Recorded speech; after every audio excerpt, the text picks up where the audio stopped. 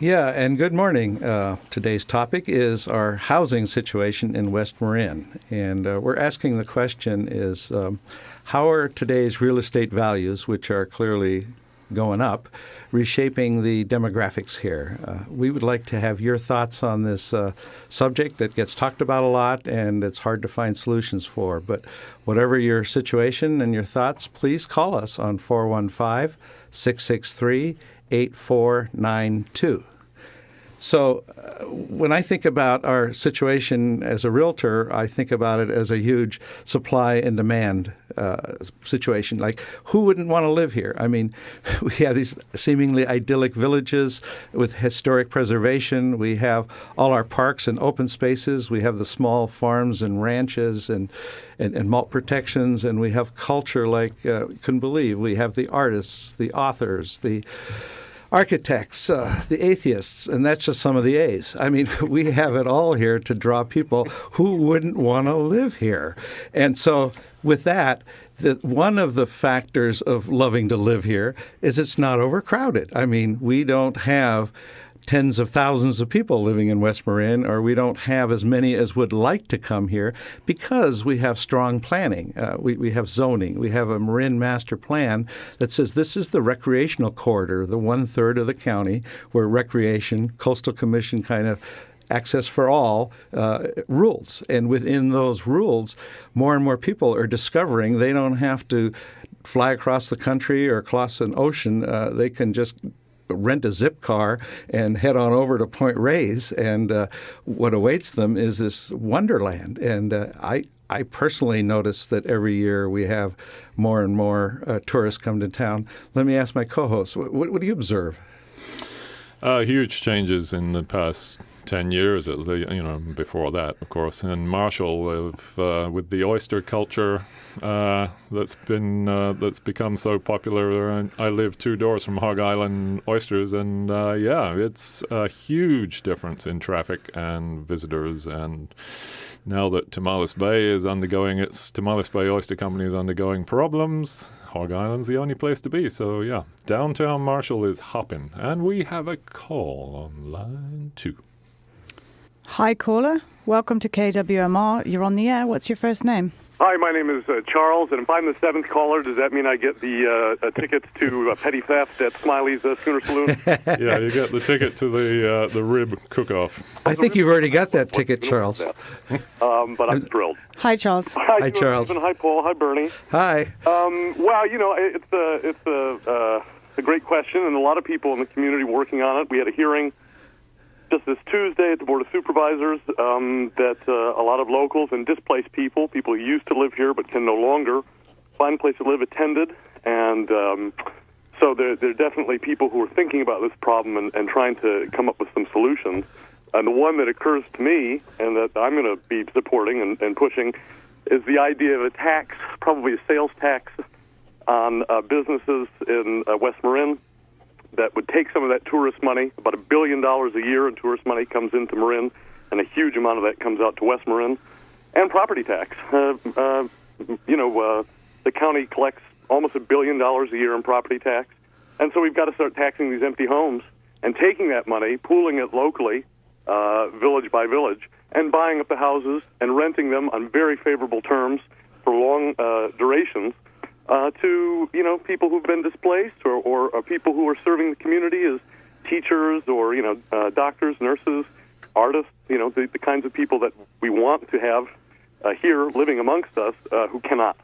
So that's kind of where the thinking comes, and I can ramble on, but that's the basic idea. Bernie, would you like to disagree with me? No, I would like to talk with you. I wanted to say, did you go to the Board of Soups meeting on this, the planning discussion? I did, and I was informed I even made the newspaper, which I haven't seen yet. So I congratulate you for taking a stand, for thinking outside the box, challenging us to find ways to do this, that our system clearly is causing so much heartbreak by so many people having to leave. And we know there are many. In your community, you look around, are most of the homes permanent rentals, or are more of them vacation rentals? There are almost no permanent rentals. I mean, I'm looking at one right now. By the way, this is way better than being in the studio because I can smoke and stand by the bay. Wow. I'm looking at one right now. It's $4,000 a month. Now, who's going to pay that rent, right? It gets us to the deeper issue, the deeper cultural issue, which is if you don't have cheap rent, not just things for rent, but if it's not cheap, then you're only going to be able to get the kinds of people who are going to pay it. And I think that has a really stultifying effect on the culture itself. So, if you are an artist and you have to sell your art in order to survive and live and pay all this money every month, you're going to have to make art that responds to the marketplace. And what it's done is it's driven our culture into a cul-de-sac where we can't seem to get out of the 1970s. And some people think that's great, but that's mostly, rich, aging boomers who like to be reminded of the 1970s. I don't know why. So this $4,000 a month rental, is that a full-time rental that they're paying that amount, or is that sort of Airbnb? No, that's $4,000 a month. You could rent it full-time. It is not, to my knowledge, rented. Uh-huh. Yeah, we have an example in Inverness for over $5,000 for a 3-bedroom, 2.5-bath. That's absolutely normal. Before, when I first moved here, 8 years ago, the rent, first of all, I lived in Mill Valley, and it was $5,000 a month for a 2-bedroom in downtown Mill Valley. And then out here, Lagunitas, we moved out of a house. 4 of us were living in a Lagunitas house, and she had put the rent up to $6,500 for a 3-bedroom. Well, ask yourself, Raven, what kind of intellectuals and artists and philosophers and this kind of thing you're going to get if, as a condition of their survival and needing the time to do their thinking and make their art, they have to pay that huge amount of money every month. The thing is, you're only going to get a recycled, ideas that please the audience. You're never going to get people who have the time to take and can take risks. Yes. It's about risk-taking. Now, how do activists take risks or artists take risks if they're always over this barrel? And the answer is they don't, and that's why things don't change. And so, that to me is the kind of troubling cultural aspect of this. Yeah. Well, I think I like almost everything you're saying, and you talk about a sales tax on businesses here. That reminds me of the idea that they say that the people working here can't afford to rent here. Well, one solution to that is pay people that work here enough so that they can rent here from the same people who are profiting from the business that the tourists are bringing in. Well, we're a tourist-serving industry. One of the local businesses here in Marshall is a renter who can't afford to buy and can just, basically afford to rent too. Right. And I should point out, in the Coastal Act in 76, in the very beginning of that document, it talks about protection for workers in the coastal area. This is not a thing where it's just a charter for the kind of boring, tourists pouring out from the city. It actually does address this issue and give it pride of place. And so I don't think we're doing anything strange here. But, I think we need to grab some of that money, a significant amount. Measure A just raised $15 million a year as a sales tax in Marin. Well, if we can do that locally, right, then that's 15 houses a year that can be purchased, taken off the market, community-owned, and then rented to displaced people, rented to people in a kind of lottery that we could create that would weight the kinds of characteristics that we value and put people in long-term leases with very cheap rent in those houses. And then, people can take risks, and then it's okay to stick your neck out and do something that's new or do something that's controversial. We're utterly uncontroversial. It's startling with all the apparent freedom within our culture, how conformist it all is, that you really don't get a lot of new stuff. What the market will bear, and unfortunately this market will bear a lot because it's such a desirable spot. What are the disincentives you see for to make people with empty houses actually rent them out full time? What are the incentives for full time rental as opposed to Airbnb? I think we've talked about that, and it talks about the idea of a property tax rebate. So you own a second home and you Airbnb it to pay the property taxes on it. And, there could be some kind of rebate for people who would agree to rent it full-time, which I think would be a good idea. The problem for people who purchase these houses almost exclusively with debt is that the debt service is always going to be far in excess of the property tax. So if they're paying $20,000 a year in property tax, but they're paying $70,000 a year for a mortgage, that rebate is, going to bring the rent down to $5,000 a month or $4,000 a month, right? So that's problematic. And I also, and I know I'll probably upset some people by saying this, but I think even to some extent we've got to maybe back off all of this, we're going to ban Airbnb stuff, because I just see endless lawsuits.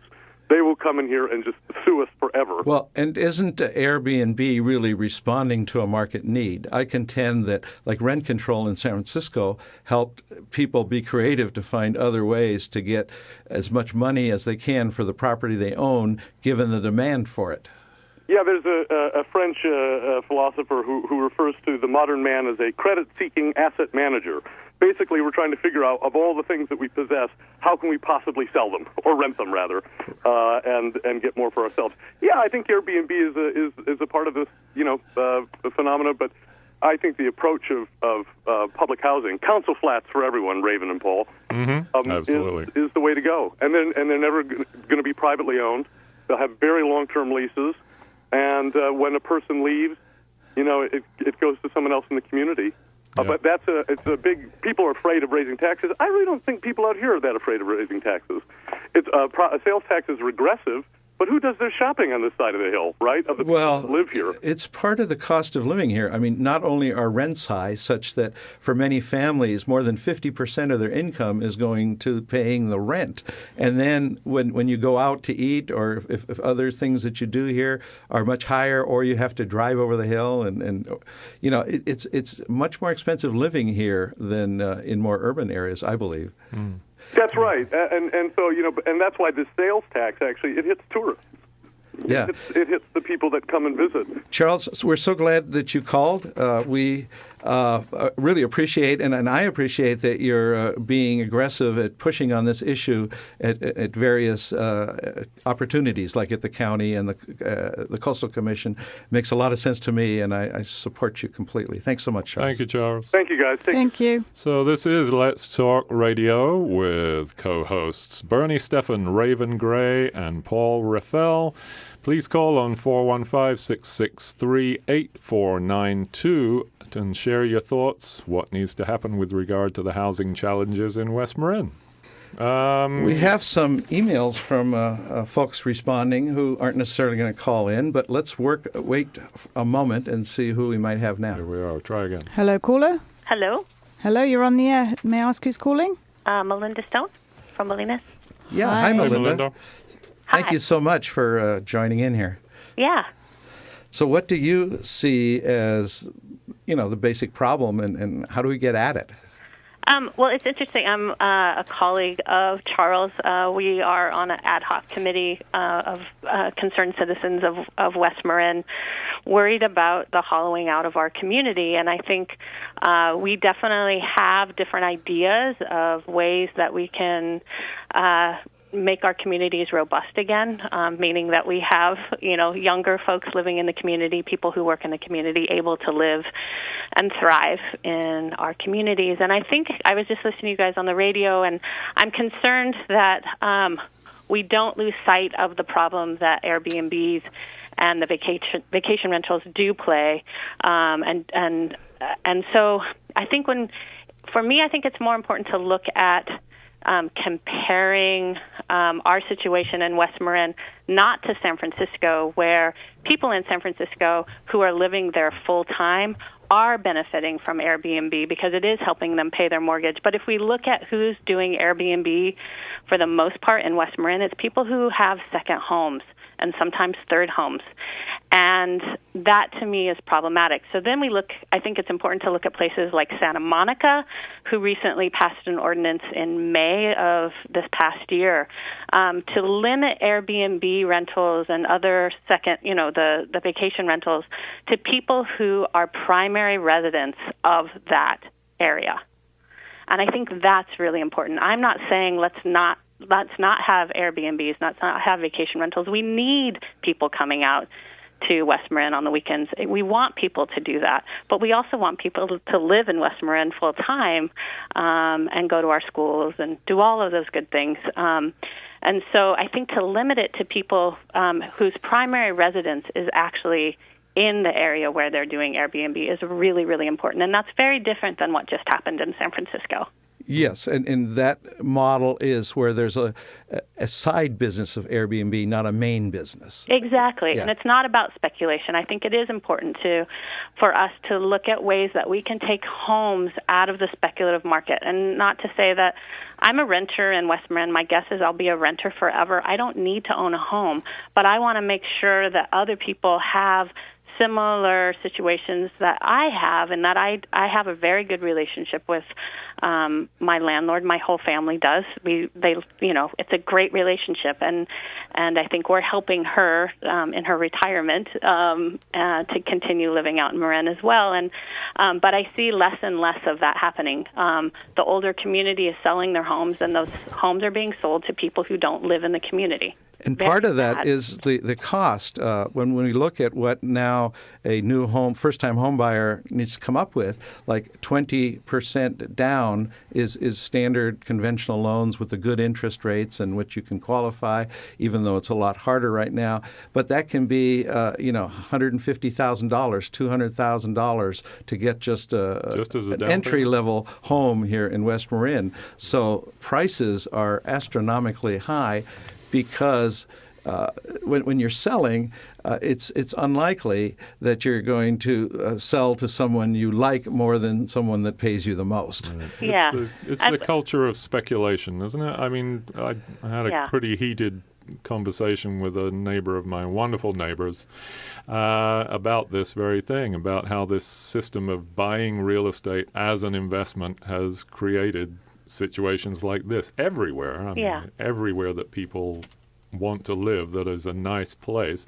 You get speculators coming in just buying properties just to make a bundle on them if they can. Exactly, and they'll do that any way they can. And that is death to a community, right?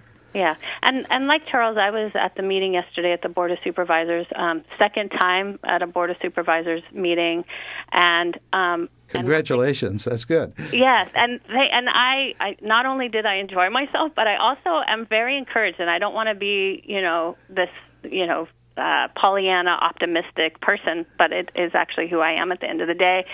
But I guess I went to that Board of Supervisors meeting. I'm always expecting, the doors are going to close and they're going to say, okay, yeah, we hear you, but that's it. But I think what's happening is that they are actually hearing us in West Marin. And at the Board of Supervisors meeting on Tuesday, they said, we see that there is a crisis in West Marin. It's not the same, crisis that's affecting people in East Marin, and we are going to take this up at a special meeting. And I think the only reason that they're doing that is because there were so many of us there. My joke was all of the people who live in Marshall were there. And, Point Reyes was there, Clam was there, Bolinas was there, and we were all saying very similar things.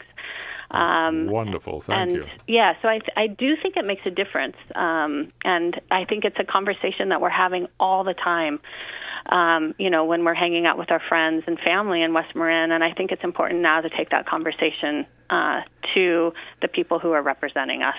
Yeah, well, thank you so much for your input today. My been pleasure. Great. Thanks for having the show. You're welcome. Thank you. Okay, take care. Bye. I'd like to talk about some of our census data in West Marin, just to get a feel. There's approximately 10,000 people living in West Marin, so we're not a huge number. And there is the southern end with Muir Beach, Stinson Beach, and Bolinas. A little over 2,000 people live there. And since 2000, the year 2000, Muir Beach has grown by 38%. I think that's new housing stock. And Bolinas has lost 20%. And I think that's part of what's happening, too, is the people that can afford to live here are less. The families are smaller, and I'll talk about that. Around Tomales Bay, with regard to Point Reyes Station, Inverness, and Marshall, there's about 3,000 people. And in Point Reyes Station, about 9% reduction in numbers. So it's going down, Inverness down 2, Marshall down 3. So everywhere we're either getting smaller families or we're losing housing stock. Losing housing, I know. Certainly in Marshall, yeah. And now in Tomales and Dillon Beach, that's down 20%, while Nicasio is up 11%. So Nicasio still has more land and is growing and has people moving there that can afford to develop on those ranches. The San Geronimo Valley is actually down. Now, more people live there than the other groups that I mentioned, and that's 3,400 people approximately. And in Woodacre, in that 15-year period, they're down 10% in population. And I don't think it's houses disappearing. Like the income is highest in Muir Beach and Stinson at close to 200,000. In Point Reyes, it's more like 100,000. In Inverness and Marshall, it's higher. And then we have the age thing. Overall in Marin, the median age is 44. In West Marin, it's 46. But in Point Reyes Station in Inverness, it's 51. And at the other end, the lower age is in Lagunitas Forest Knolls, with 41 being the medium age. Right. And there with children are a majority, there's 51%. Whereas you come to Inverness, only 30% of the households have children. So, and then there's owner-occupied. This is where Muir Beach, it's at 77%, and it's high in the valley at Woodacre at 78, San Geronimo at 73, Forest Knolls at 67. And then you get to where the rentals are. There's only 39% in Point Reyes Station who own and 37% who rent out. And in Marshall, 39% rent out. And in Dillon Beach, Tomales, 43%. So these are a lot of numbers. But overall, we aren't gaining population. We're shrinking. We're getting older. There's more females than males. And that is likely to change, that demographic, as the older people can no longer live here. Wait, I'm just puzzling over that demographic on the sideline. You just said, how many people live in Inverness? In Inverness, about 1,400. So I live in Inverness. So you said 1,400 people there, and 30% of them are children. No, 30% of the households have children. Which would be 300. That's just not true. I mean, I live in Inverness, and I pretty much know all the kids. Do they all get let out of the closet? Yeah. I definitely, most of the houses where we live are empty year-round. Okay. And that's in Inverness proper, up by the school. 16, 17-year-olds too? Those are children. I just find that pretty hard to believe that there's 600 kids of any age, 16 and down. 600 kids, you're saying, under 16 living in Inverness. That seems very high. Well, if it's is that full-time? Yeah, is that second homeowners or people who live in the city? Because a lot of I'm people. reading census data, and I didn't read all the footnotes, so I can't help you. So I got thanks to Elizabeth Whitney, who puts together the Bagpiper for Inverness Association. She said information from Senior Services, we have a 25% population of seniors 60 plus, so in West Marin. A lot of those are on fixed incomes and cannot absorb the increases in the cost of living that are happening here.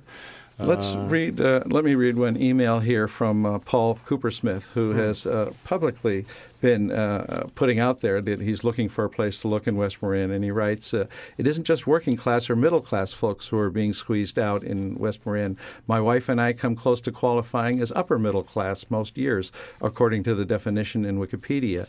And yet, as many of you know, we've not found anything to rent or buy in the 2+ years we've been looking, since having to vacate the Inverness home that we lived in for over 20 years. It's only the wealthy can move, if only the wealthy can move into our communities, and if exorbitant rates on Airbnb or VRBO, before long there won't be any communities. Yeah. West Marin is simply going to be a playground for the rich. And he goes on to say how in Denmark they have put in place rules that prohibit non-residents from buying property unless they've lived there a minimum of 5 years. So you have to be sort of vetted before you can buy. And no non-residents can buy property along the coasts. It goes on. I'd like to own my own personal opinion. I think we have to get really dramatically down to some roots here. And I wouldn't mind a constitutional amendment that said no individual can own more than one property. And then if you owned 100, you'd have to get rid of 99 of them, turn them over the commons, and that such that ultimately through a distribution, everybody should have a place to seek shelter and call home and put down roots. Now, some people may prefer not to live in a home, and that's fine, but then we've got it covered. But the problem still remains. What if the majority of the people in Marin County want to live on the West Coast, and we want to not have as many homes here as they have on the Bay side? Right. Well, so an example of the worst of what can happen is happening in Marshall, where people are selling their houses or things have changed. There's a couple of houses that were owned by a man who died last year, and the family said, "Oh, we don't know what we're going to do with this house," but they told the tenant she would have to leave. This is a woman who was born and raised in Marshall, in West Marin and Marshall. Cannot find a place to live anymore, and the house is still sitting empty a year later because the family just doesn't know, oh, can we go in when the price hits the peak, we'll dive in, or they're not even renting it, they're not even doing Airbnb. It's very sad, and that kind of thing is happening. Hello, caller, you're on the air. Hi, this is Ingrid Noyce. Ingrid. Hi, Ingrid. Hi. I haven't cut your whole show, so this might have been mentioned earlier, but I just want to be sure that you let people know about the next Board of Supervisors hearing on December 15th at 5 o'clock, where they will be discussing tenant rights and how to protect them and maybe make them more reasonable. So I think it'd be a really important meeting for people to attend. And the more people that you pack in the room, the bigger the influence on the decision makers, right? Exactly. Say the date and time again. It's December 15th. It's at 5 o'clock. So, hopefully people can take off work a little bit early and be there, or even just come when you can, because these things tend to go on for a few hours. I think that would be a good one to really pack, because I've heard, for example, that in some other countries, you can't just throw people out of their houses. You can't just do that. Right. Once you rent a house to somebody, you can't. There's a thing called a just cause eviction that I'm sure they will be discussing at that meeting, and defining what does that mean exactly. Under what circumstances can you just ask somebody to move out of their house, and how much time should you really give them to find somewhere else if they do, and et cetera. Yeah, and one of the problems, though, is if every year it's going up another 5% or something, for most people you do come to a breaking point, and your landlord hasn't done anything that you can legally call them on, but they just keep raising your rate until you're beyond. That's the other thing that will be discussed. That's the other thing that goes under tenant rights is rent control, and putting some kind of cap on how much they can do that.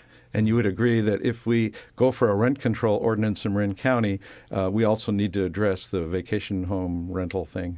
Of course. Yeah. All related. Mm. Yeah. Well, thanks so much for Thank your you, input. Ingrid. Okay. Thank you. Okay, take care. So December 15th at 5 at the Supervisors Lounge. Just a couple more statistics. Marin County as a whole, our average home price is about $1 million. It's been fluctuating higher than that lately. California, it's about $375,000. So wow. a lot less. And the United States, about $200,000. So, for what we pay for a square foot here is at least $500 a square foot for a typical home in California, whereas in California as a whole, that average is at $200,000. Yeah. And in the United States, it's at $100,000. So, and where do people want to come? They want to come to California.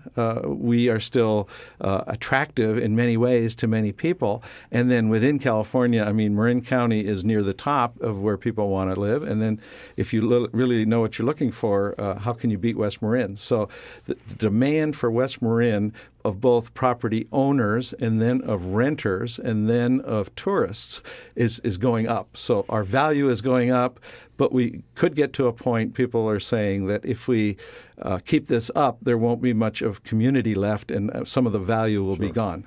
And is the answer is one answer building a lot more houses? This is an email we got from Richard Kirschman. He said, even if we magically manifested 500 units of affordable housing, there would be a new waiting list within a matter of months. So that's obviously true because of the demand for people wanting to move to this place and people already living here who need a place that's affordable rather than sky-high rents that are being charged. too many of us. I thank my landlords for being the wonderful people they are and community-minded and not raising my rent too much. It's great. Well, I want to talk about rentals some more because that's where the real desperate problem is in our community right now. And some statistics of Marin County as a whole, the average rent for a one-bedroom is $2,280.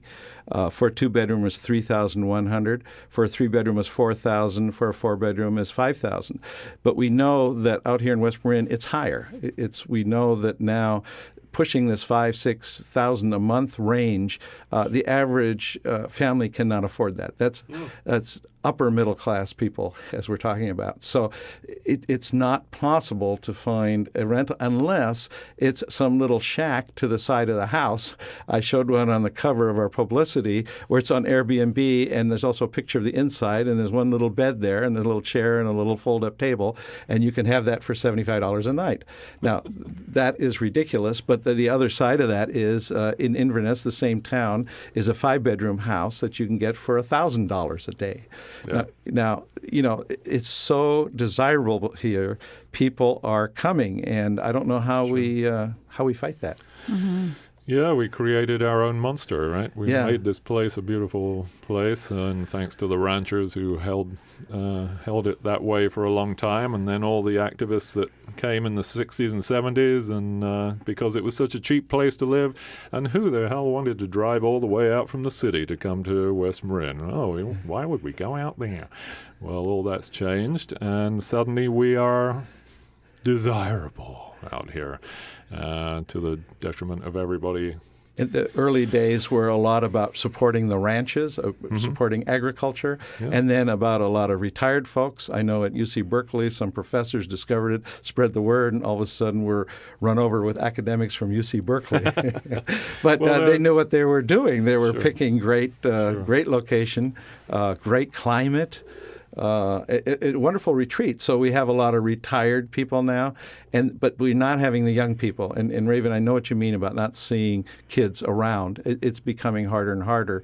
And the sad story that I keep seeing over and over, like in the West Marin Commons, in the Share, or in the marketplace, we used to, like in the old papers, see ads for places available for rent. Now it's not about places available for rent ever. It's only about, I've lived here this long, or I've just gotten a new job here, I've got a family, we're wonderful people, we don't have any pets, we don't smoke, we don't even swear, and we'll help you with your furniture. People are pleading to say, please allow me a space that I can roof afford. Over my head. Yes. Right. And so people are accommodating that with little granny units that are next to their home, or converting a garage into such a place. And so there's a certain amount of that going on. And then there is a whole nother approach to it that says we need workforce to be able to live here. So let's put some places, some homes in place to do that. And that comes from wanting to solve the problem, but not the paradigm, not the system. Right. And so money goes into CLAM or Bolinas Community Land Trust or Ecumenical Housing or Walnut Place or whatever to help. And it does help. But the point is the demand is so much higher than can be met with that methodology. And the other methodology comes down to rezoning. It's unthinkable to bring up at a village association meeting around here in any of the communities, why don't we allow more multifamily housing to be built? Let's put a sewer system in. Let's accommodate a higher density. No, that what's talked about always is preserving the historic character of our community, which is what is so idyllic. And of course, it could be argued that the historic character of Inverness, for example, it was always weekend houses. It was people from the city who'd come out here on the train and take the carriage up to take the horse and cart up to their little cabin up in the woods. But even in those days, wasn't there a hospitality industry? Weren't there people that served those rich people? Yes, there was certainly. Where did they live? The Marshall Tavern, the hotel, and the and the whorehouses along the waterfront, and there was all that. The railroad, the railroad brought people out here, but I think Marshall was basically a station, and there were some cabins that were sort of fishing cabins for the people from the city. So it could be argued that historically this was a vacation rental kind of, or a vacation home kind of place. I think most people are acknowledging that is sort of unavoidable, that we're a tourist town, and that's where we get income. But what about the idea that if your restaurant worker is only being paid minimum wage, but the tourists are paying a premium for being here, how about even raising that premium, the price on the tourists, and paying the workers such that they can actually afford to rent at market here? We're not exploring that. We're saying let's carve out some exceptions. Let's make some nonprofits that help a few people win a lottery to be able to live here. Yeah, one of my best memories is talking to a person who used to own a business here and was effusive in her praise of a Latino guy who worked for. I couldn't do it without him. He's wonderful. I don't know what I'd do without him. He runs the store. He's wonderful, fabulous guy, wonderful, fabulous person. And if we didn't have him, the business would go under. And he works 3 jobs. Yeah. And I go, what?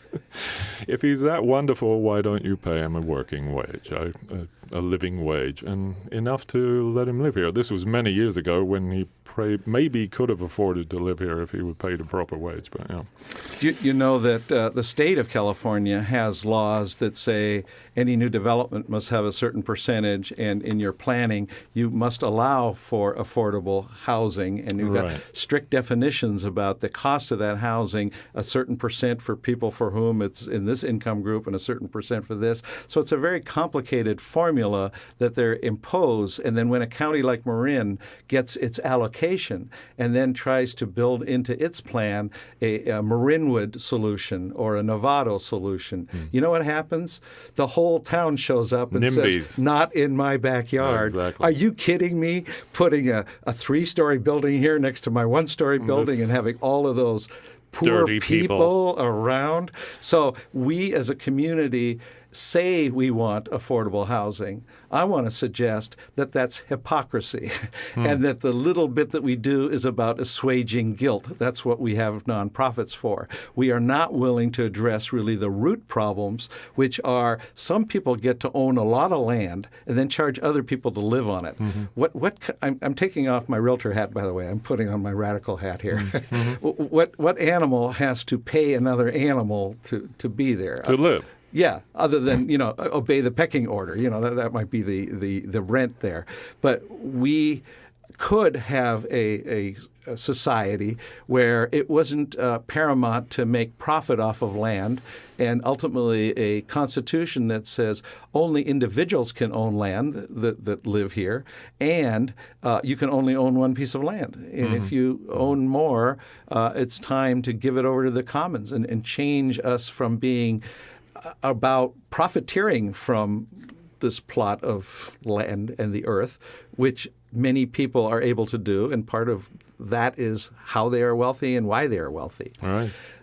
I'm not against wealth, but I think we could have greater equity. And we have a caller. Hello, caller. Welcome to Let's Talk on KWMR. You're on the air. What's your first name? Kim Thompson. Hi, Kim. Hi, Kim. Hey there. Wonderful Clam Executive Director. Yeah, so you make a career out of helping find and create affordable housing, right? Well, I wanted to address this, a few things. Yeah.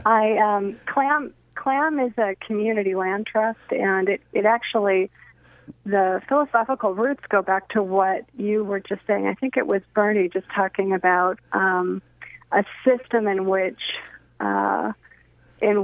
there is community land trusts come out of a long American conversation about the relationship between land ownership and social equity.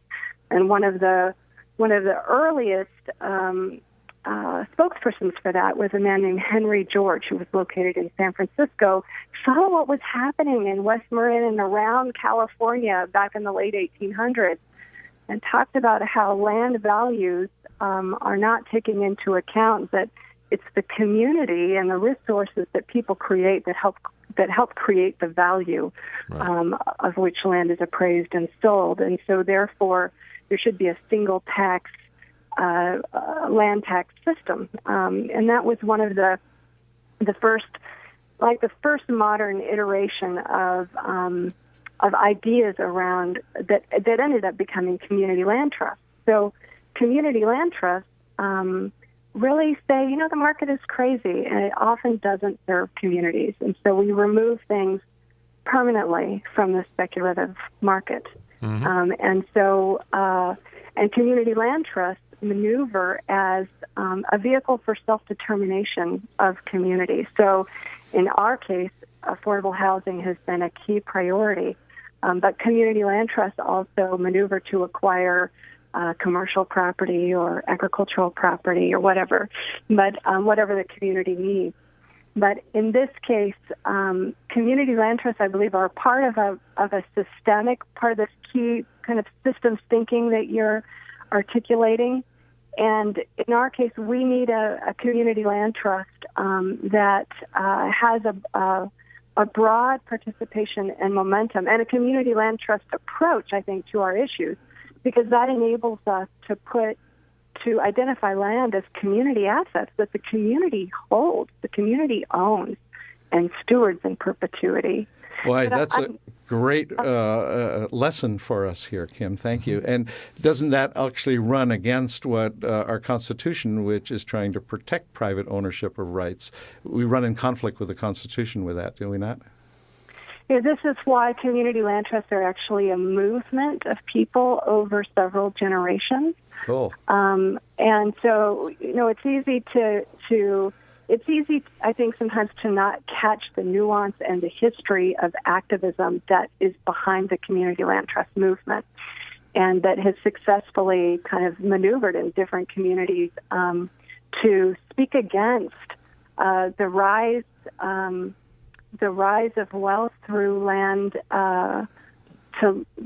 acquisition, and like I said, has been this conversation and activism around creating social equity in conversation with land ownership. So this approach, and also, it's an approach that with a slightly different framework we see with MALT around creating a conservation easement and holding that land in perpetuity for a particular use.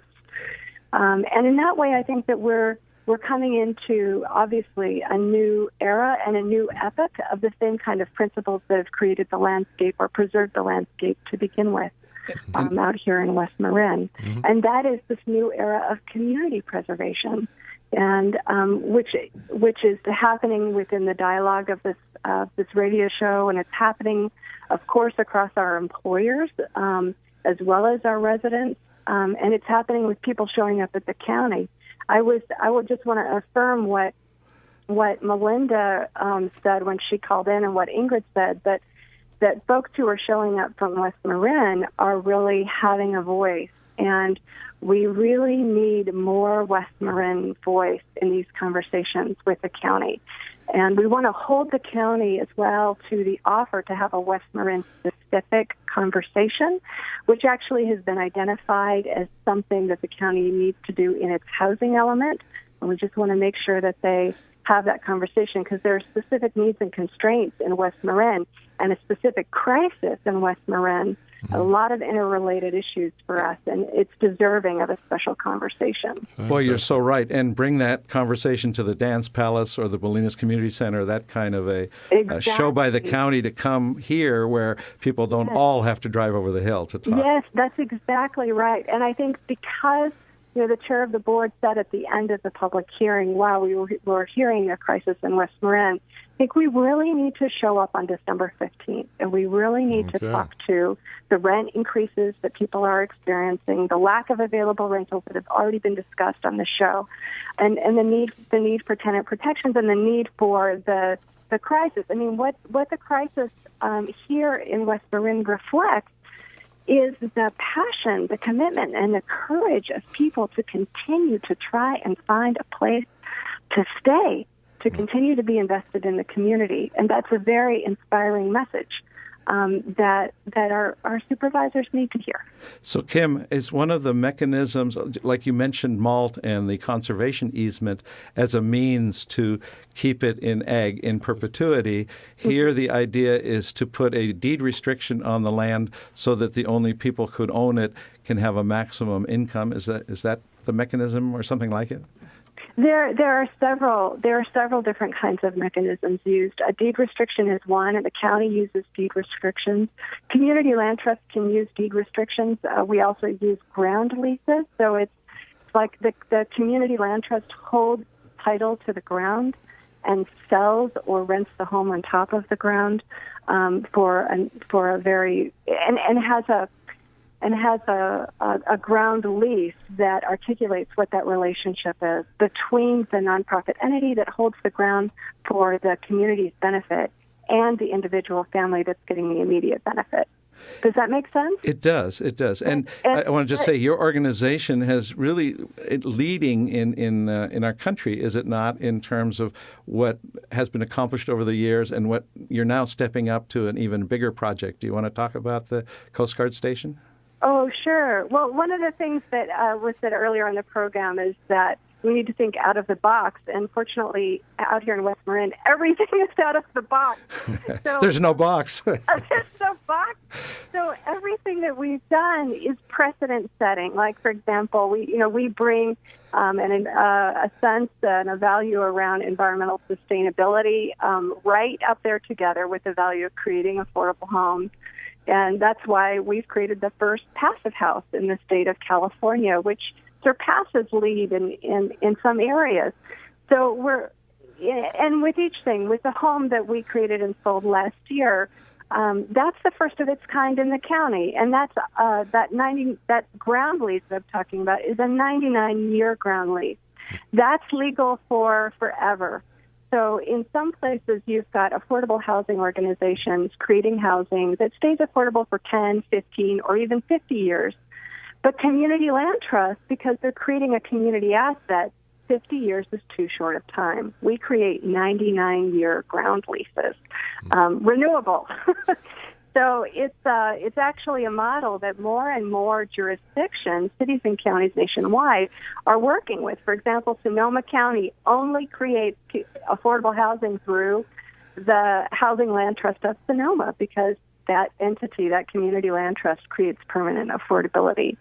So in that same way, we bring that approach to this marvelous, unprecedented effort with the Coast Guard property, where there's two messages that come out of that. One is that, yes, we want to own that land, have the community own it in perpetuity, and steward it forward as a major community asset for West Marin, while providing homes and potentially other non-housing assets at that site, because it's already a pre-existing neighborhood with many different kinds of features. And the second thing I want to emphasize is the huge kind of collaboration and momentum that we see of people coming together to support that effort speaks and pushes us into this new era of organizing for our solutions on community preservation in West Marin. So there's a need for a West Marin voice, and I think that all of the, through your activism and others in the community, we're at that moment where we're just a few conversations away from creating an organized strategy of approach. And we welcome that, because that kind of conversation is what we really need at this moment. And it's also what the Board of Supervisors need to hear. The other thing I want to say, if you don't mind, is that we're also in a new era of funding for affordable housing. So some of you may know that there's HUD funding that comes to cities and counties, and that has helped create affordable housing in West Marin and in other places. But that's on the table for a 93% reduction, federal reduction this year. And if that happens, then Marin County may need to close its office related to HUD funding. Yikes. We also have only $6 million in the Housing Trust Fund. That's less than 6 Inverness homes. And that Housing Trust Fund feeds only the unincorporated areas, not just West Marin, but other unincorporated areas in the county. So we need to find a way to capitalize that housing trust fund, and that comes into some of the ideas maybe that Charles had earlier or that other people have going on. How can we generate more revenue, and how can we make sure that TOT dollars are funding affordable homes in West Marin?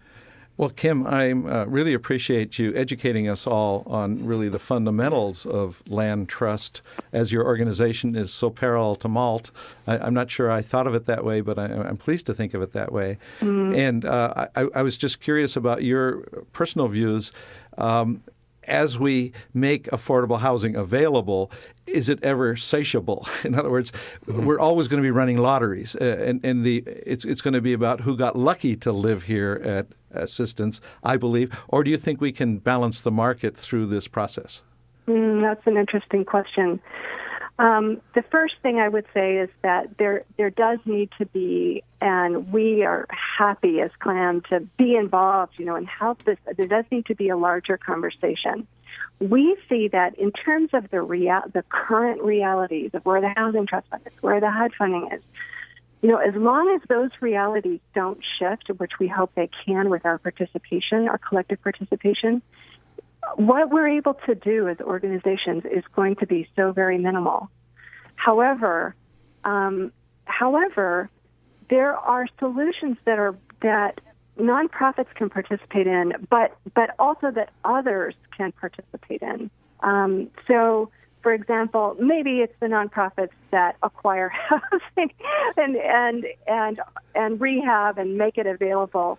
But maybe there's other ways too that we can name collectively the issues that we have, educate people around what really is an affordable rent for those who work here, or for the seniors who are living here. What is that? And then help push an effort so that some of those homes can be opened back up to rental housing. Well, so Kim, there's roles for our nonprofits, there's roles for our other organizations, for our village associations and our chambers of commerce, and those who are potentially renting. Residents as well as people who have places to rent. May I say that I feel we're very lucky to have you in this leadership position here in our community. So thank you, Kim, both for what you do every day and for calling in. Well, thank you so much, and let's keep the conversation going. I really appreciate it. Thank you. Perfect. So I'd like to thank all of our listeners today and our callers for your participation. I hope you'll tune in every Thursday at 11 because your voice really does matter.